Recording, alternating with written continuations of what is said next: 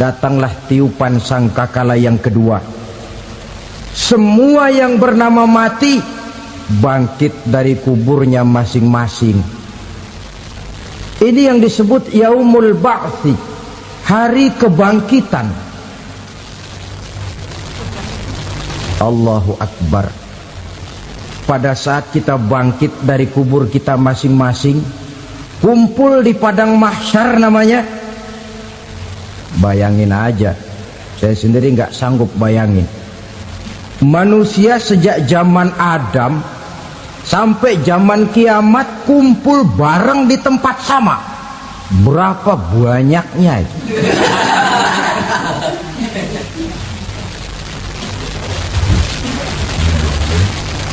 Dan yang luar biasa menurut satu riwayat, pada saat bangkit itu, Masya Allah, roman muka kita berubah, disesuaikan dengan amalan kita waktu di dunia ini. Barang siapa yang waktu di dunia amalannya itu amalan tikus, di akhirat nanti dia bangkit dari kubur, mukanya seperti muka tikus. Gagah betul badannya, tapi mukanya seperti tikus. Kenapa? Amalannya waktu di dunia seperti amalan tikus. Apa amalan tikus itu? Suka ngegeragoti barang yang sudah disimpan rapi-rapi. Orang sudah simpan uang rapi-rapi, simpan perhiasan rapi-rapi, digeragoti oleh tikus. Maling-maling, pencoleng-pencoleng, koruptor-koruptor, itu nanti di akhirat nanti kita lihat mukanya seperti muka tikus. Oh, ini waktu di dunia suka nyolong, mukanya seperti muka tikus. Barang siapa yang waktu di dunia ini amalannya itu amalan macan, dia akan bangkit nanti mukanya seperti muka macan. Apa amalan macan? Macan itu amalannya menang-menangan. Orang yang mau menang saja, nggak mau mengalah. Coba lihat di hutan, kenal hutan nggak? Di hutan, raja hutan di mana-mana pasti macan, betul kan? Betul. Padahal hutan belum pernah bikin pemilihan umum. Tapi macan tidak peduli ada pemilihan umum apa tidak, pokok saya raja. Sebab apa? Macan jadi raja itu bukan karena benar, tapi karena kuat jadi raja. Setelah dia jadi raja, rakyat hutan yang mesti dilindungi malah dimakan oleh raja macan. Kambing rakyat hutan dimakan oleh macan. Ayam rakyat hutan dimakan oleh macan. Itu nanti kita lihat di akhirat itu mukanya seperti muka macan, gagah betul. Lalu barang siapa yang di dunia ini amalannya itu seperti amalan anjing, nanti dia punya muka seperti muka anjing. Apa amalan anjing? Pertama, anjing itu kalau disuruh jaga rumah, dia tidak bisa membedakan mana maling, mana tamu. Biar yang datang maling, kalau bawa tulang, anjing kalem. Yang kedua, anjing itu akan setia kepada siapa saja yang memberinya roti. Siapa yang memberinya roti, itulah majikannya. Apa kata majikannya pasti dia laksanakan. Soal benar atau salah dia tidak peduli. Setelah anjing dapat roti, dia tidak punya pilihan lain kecuali bilang, abdi mah kumaha juragan wae ayeuna mah.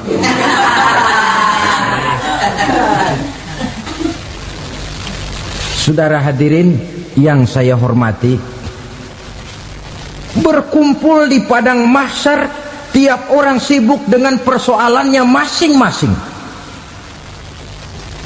Matahari waktu itu didekatkan oleh Allah, panas luar biasa. Ada yang saking panasnya itu mencucurkan peluh keringat sampai sebatas mata kakinya, ada yang keringatnya sampai sedengkulnya, ada yang keringatnya sampai sepusatnya, ada yang keringatnya mengalir sampai sebahunya, ada yang kelelap oleh keringatnya sendiri, sementara orang di sampingnya nggak apa-apa. Bergantung lagi amalan dia waktu di dunia ini. Saudara-saudara, sebagian orang dalam kepanikan padang mahsyar berombong-rombong datang mereka menghadap Nabi Adam. Ya Adam, anta abal bashar.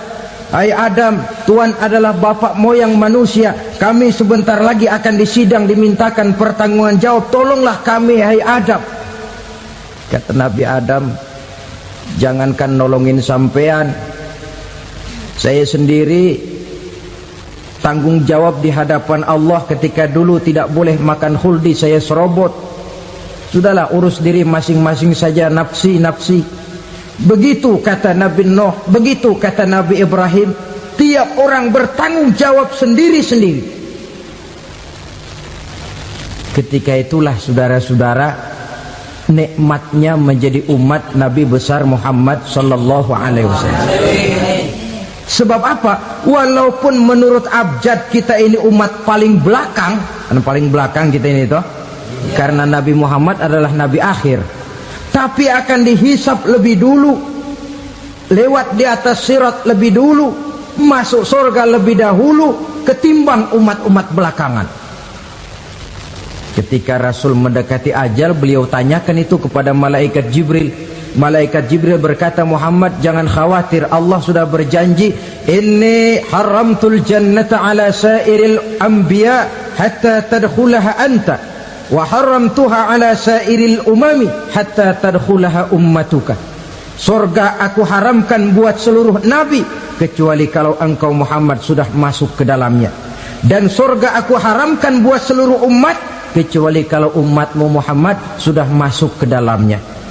Logikanya, walaupun menurut abjad kita umat paling belakang, bakal dihisap paling dulu, lewat di atas sirat paling dulu, masuk surga paling dulu, kalau mampir ke neraka juga paling dulu. Ya resiko. Jangan mau enaknya aja paling dulu. Saudara hadirin yang saya hormati, setelah masa kebangkitan itu jangan dikira begitu bangkit langsung diperiksa, masih menunggu menanti ribuan tahun perhitungan padang mahsyar untuk sampai kepada proses yang disebut yaumul hisab, hari perhitungan. Seorang demi seorang bakal dipanggil. Bayangkan saja, kita se-RT saja di absen, kadang-kadang perlu waktu lama. Ini manusia sejak zaman Nabi Adam sampai datang hari kiamat, satu demi satu disidang di hadapan Qadhi Rabbul Jalil. Status sosial copot sudah waktu itu. Yang pernah jadi hartawan di situ tidak lagi kelihatan kehartawanannya. Yang pernah jadi jenderal tidak lagi dipanggil jenderalnya, yang ustadz tidak lagi dipanggil al-mukarramnya. Seluruh status sosial selesai.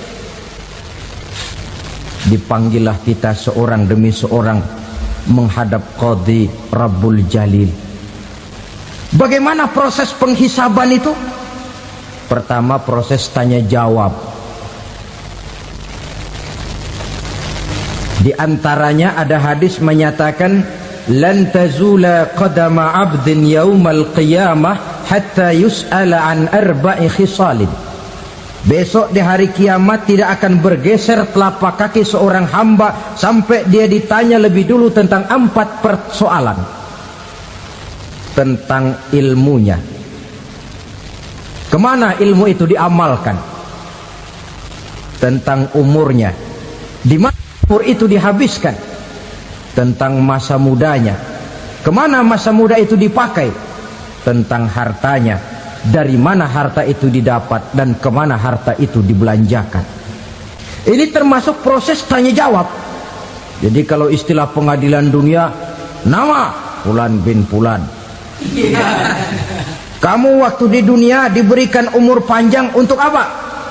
Pernah mengalami masa muda, kemana kau habiskan masa remajamu? Kau diamanahkan ilmu, dengan apa ilmumu kau amalkan? Kau diberikan harta, dari mana harta kau dapat, kemana kau belanjakan? Tak seorang pun yang bisa mungkir. Sebab apa? Dikala itu yang menjadi saksi bukan orang. Yang menjadi saksi adalah seluruh anggota badan kita. Tangan bicara, kaki jadi saksi terhadap seluruh amalan yang pernah kita kerjakan pada saat kehidupan di alam dunia ini. Selesai proses tanya jawab, lalu diperlihatkan buku catatan kita waktu hidup di dunia ini. Jangan lupa Allah itu menyiapkan 2 superkomputer kepada kita. Sebelah ditempelin sebelah kanan, yang sebelah tempelin di sebelah kiri. Komputer itu namanya Raqib dan Atid. 2 malaikat yang apabila baik kita lakukan, refleks saja akan menulis kebajikan kita. Jahat kita kerjakan, akan tertulis. Catatan itu nanti diperlihatkan kepada kita. Waduh, alangkah malunya pada saat diperlihatkan catatan kita, buku rapot kita merah melulu. Barangkali diperiksa sambil diomelin, brengsek lo. Buku merah melulu begini, bagaimana waktu hidup di dunia? Tidak cukup diperlihatkan buku catatan kehidupan, rekaman kehidupan. Rekaman kehidupan kita secara utuh sejak terlahir sampai ajal datang merenggut nyawa. Barangkali mirip dengan video sekarang ini, di mana terekam dengan baik seluruh kegiatan kita, sejak yang sekecil-kecilnya sampai kepada yang sebesar-besarnya. Untuk kemudian kita pun menerima balasan. In khairan fa khairun wa in syarran fa syarrun. Kalau baik ya baik balasannya, kalau jahat ya jahat juga balasannya. Catatan-catatan kita diberikan. Kalau banyak kebajikannya diberikan di tangan kanan dengan cara yang halus. Kalau banyak kejahatannya diberikan dari sebelah kiri atau dilempar dari belakang. Itulah sebabnya sejak di dunia ini kita sudah mohon kepada Allah. Ketika berwudu membasuh tangan kanan, apa kita bilang? Allahumma a'tini kitabi biyamini wa hasibni hisaban yasira. Ya Allah, berikan saya kitab di tangan kanan, dan kalau saya memang perlu dihisap, hisaplah saya yang seringan-ringannya. Tangan kiri berlindung kita kepada Allah. Jangan sampai diberikan kitab di tangan kiri atau dari arah sebelah belakang. Wa a'udzubika an tu'tiya kitabi bishimali aw min wara'i zuhri, dari arah sebelah belakang. Na'udzubillah min dzalik. Setelah selesai lewat proses penghisaban, lewat mizan, timbangan, maka yang sudah selesai dihisab itu bergeraklah menuju sirat, jembatan yang terbentang menuju surga melalui neraka.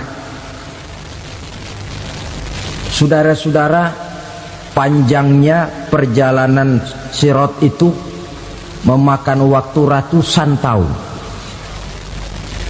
Tetapi orang yang lewat di atas sirat pun macam-macam, bergantung amalannya ketika di dunia ini. Ada yang lewat di atas sirat itu kal barqil khatib, seperti kilat yang menyambar, lep, sudah sampai dia di surga. Cepat bukan main. Ada yang lewat di atas sirat itu seperti orang lari-lari. Ada yang lewat di atas sirat itu seperti orang jalan biasa.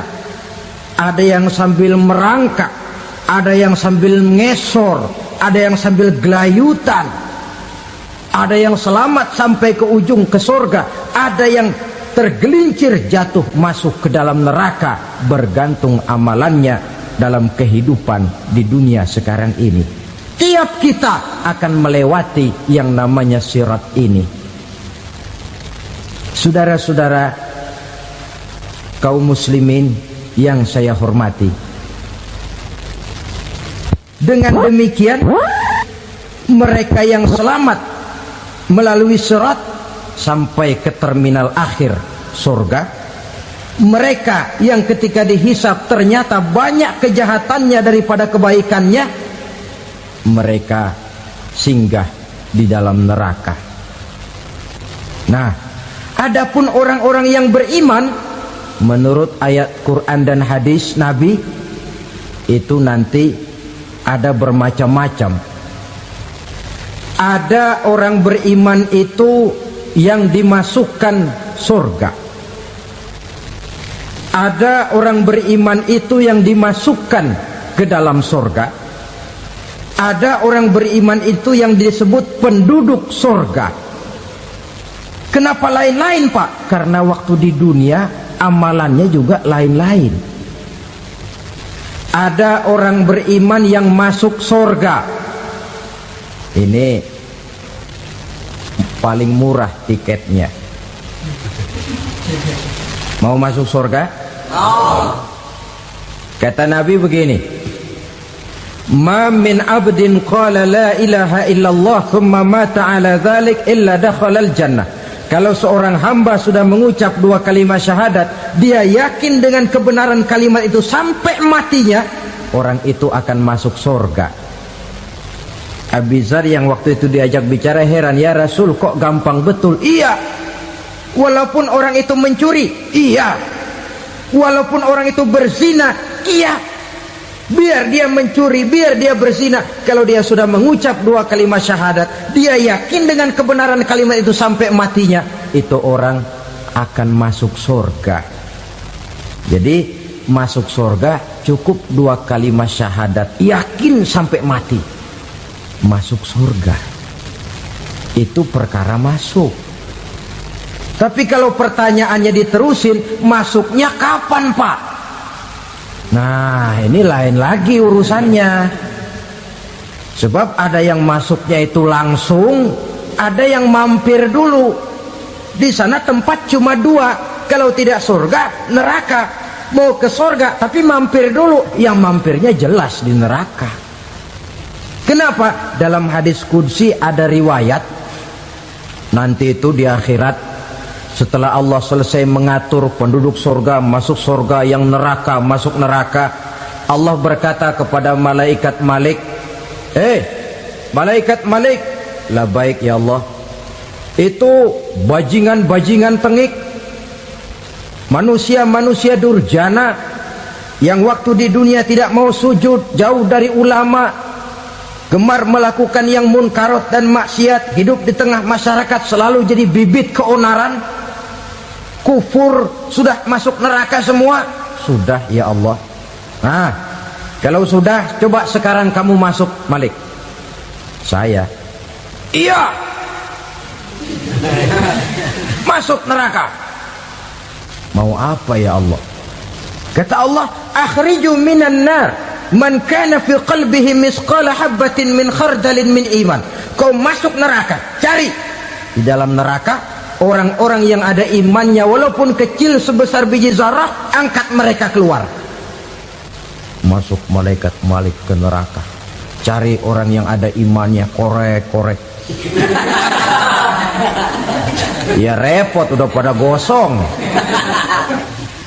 Yang ada imannya diangkat ke atas, yang ada imannya diangkat ke atas, lalu dimandikan di Nahrul Hayat, namanya sungai kehidupan di akhirat nanti. Cakep lagi rupanya, bersih lagi wajahnya, apel di hadapan Allah. Kata Allah, bagaimana mas? Kapok nggak sampean? Kapok ya Allah. Nah, kalau kapok, idhab fadkhulil jannah, pergi masuk surga sana. Berangkat mereka ke surga, ketemu sama teman-temannya yang udah sampai lebih dulu, yang nggak pakai mampir lagi. Terjadi dialog. Kata teman-temannya yang udah pada nyampe duluan, mas, Iya. Emang baru sampai? Saya baru sampai. Memang mampir di mana dulu, Mas? Kita sudah lama sampai